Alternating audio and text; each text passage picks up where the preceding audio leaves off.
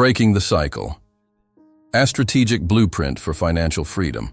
The anxiety of living paycheck to paycheck is not just a math problem. It is a weight that presses down on every decision you make. When your bank account dictates your quality of life, the future feels like an abstract concept rather than a tangible goal. But there is a fundamental truth often buried under the stress of mounting bills. Financial stability is built on systems, not miracles. To break this cycle, you must shift your perspective from surviving the month to mastering your flow. This requires a three-phase approach: auditing your reality, optimizing your infrastructure, and scaling your potential. The brutal audit, data-driven awareness. You cannot manage what you do not measure. Most people operate with a vague, anxiety-inducing idea of their spending.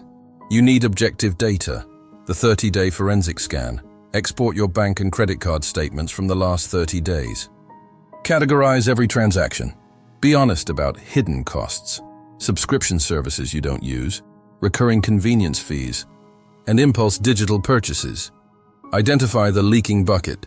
Distinguish between fixed costs, rent, utilities, insurance, and variable costs, dining out, entertainment, subscriptions.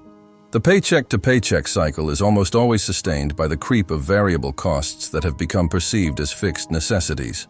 Establish the floor.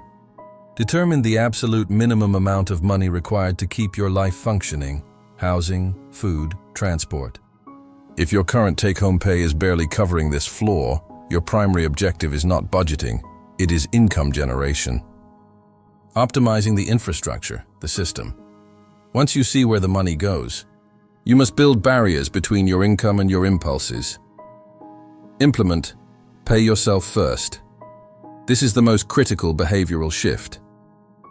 Before a single bill is paid, a set percentage, even 1% or 2% initially, must be moved into a high-yield savings account or a retirement vehicle. If you wait until the end of the month to save what is left over, there will be nothing left. Automate everything. Reduce the decision fatigue that leads to spending. Automate bill payments to avoid late fees, and automate transfers to savings. When the money is moved automatically, you are forced to adapt your lifestyle to what remains. The emergency buffer priority.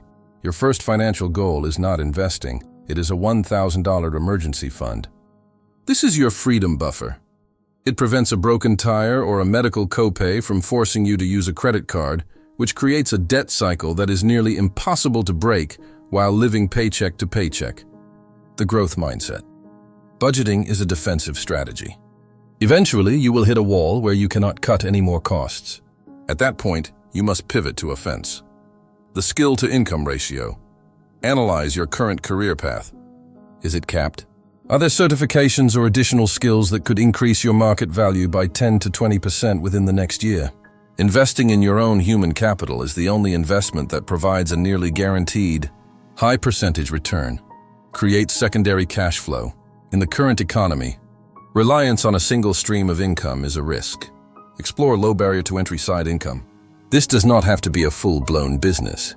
It could be freelancing your existing skills, monetizing a hobby, or leveraging a gig economy platform.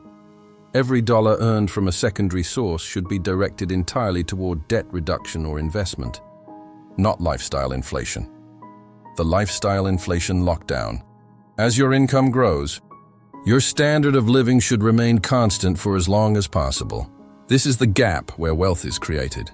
The larger you can make the gap between what you earn and what you spend, the faster you exit the paycheck-to-paycheck cycle. The psychological shift.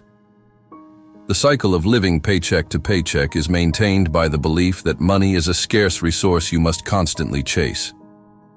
To change this, treat your finances like a business. A business does not spend until it has generated revenue. It does not grow without a plan. You are the CEO of your personal economy. Every dollar that leaves your pocket is an employee. Ensure it is being sent to work for you, paying down debt, growing in an account, rather than being squandered on short-term convenience. Financial freedom is not about being rich. It is about having options. It is the ability to choose how you spend your time because you are no longer chained to the necessity of your next paycheck. Start today with a single, small action. Audit your accounts, Find one unnecessary subscription and redirect that money to a savings goal. The momentum starts with that first dollar. How does your current debt-to-income ratio compare to your long-term financial goals?